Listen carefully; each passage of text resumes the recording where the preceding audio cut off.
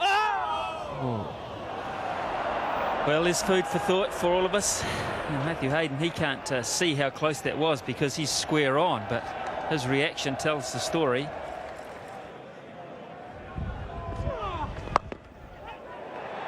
Well, what about this? Is this out? This is freaky. Oh boy, could this be the turning of the worm in the most unlikeliest of fashions? It's bounced off Hayden. It's been taken by Gilchrist. The question is, at any stage, was there ground involved? And Mr. Constant upstairs will be the judge. It'll be unfortunate. The Australians are happy, and you can always tell by the fielders' reactions how the decision is likely to play out. This will be most unfortunate.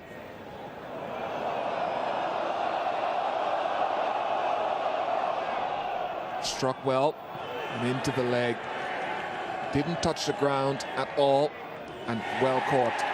I think they will show that that will be given out. It should be given out.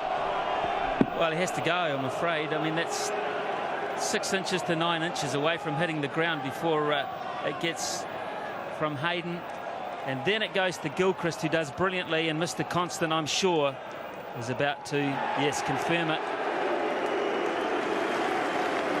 Hard luck, Trescothic. He goes 57 for 1. Fine shot. Just didn't quite get off the middle. Placed perfectly. There's a gap there between the man at ordinary cover and mid-off, and Michael Atherton gets a half-century. Very, very good innings, and most important.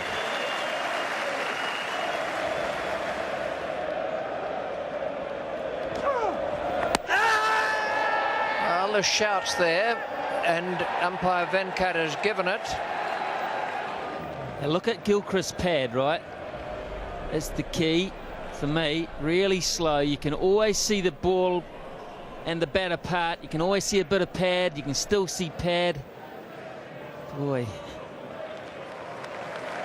The fact is that Michael Atherton's on his way back with 51. 115 for 3. Chopped it on.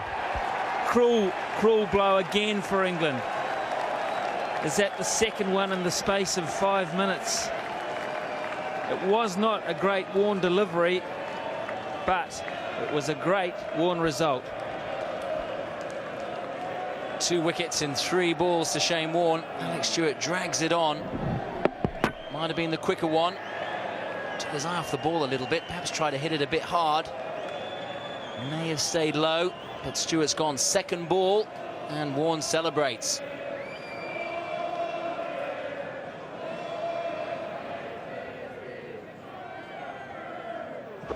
Out! Stumped by a mile. Mark Ramprakash looking to hit Shane Warne way back over his head. First time he's really used his feet. A swing and a miss, and he's got to walk back now.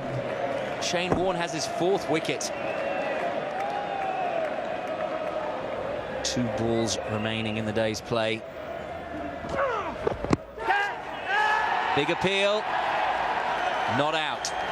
You know if Venkat's going to give him, because he'll nod his head, but he's going over to square leg. Yes, Dermot, he hasn't said not out. He said, has this one carried? Because we know from earlier in the day that's all he can say. I think he believes from that he's hit it. He thinks he's hit it, yeah. Venkat thinks he's made contact. There's no doubt about that. If he didn't think that, he'd get said not out straight away. So the question now is, does the fielder in close on the offside? And I believe it may well be Steve Waugh. Does he dive forward and get his hand underneath it? That's the key. If he does, then it must be given out.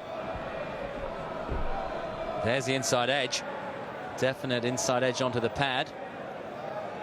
But that doesn't show Steve Waugh. Yeah. That does, and that shows it going straight in. Brilliant catch from the Australian captain.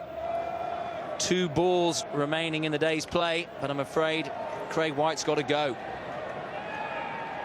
And the red light, to me, says Craig White, you're on your way. So it was some excellent fielding that capped a vintage display from Australia's bleached blonde hero. Shane Warne raised the ball to mark his brilliant fifer, which closed yet another memorable day of Test match cricket. England finished 139 runs ahead with 4 second innings wickets in hand. Captain Michael Atherton would be hoping his team could put another 100 on in day 3, which you can see after the break. In the air and out. It's the end of it. The end of the England innings. Good catch by Ricky Ponting.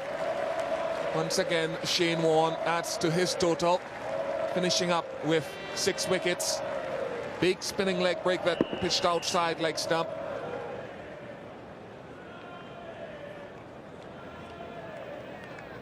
The final English batting rights executed by Shane Warne, 6 for 33, and Jason Gillespie, who picked up 3 for...